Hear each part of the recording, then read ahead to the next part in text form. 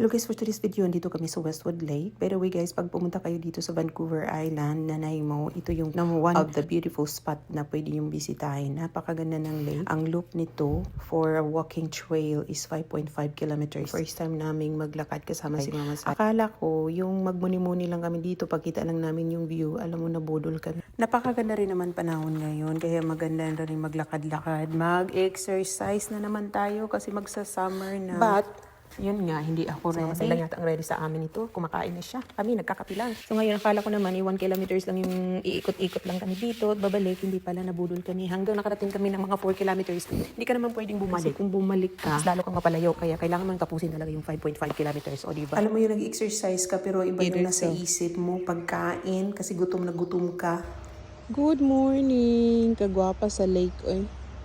Nag-mirror on the lake. Day guys, pero maganda talaga yung view dito. Hindi ka magsisisi.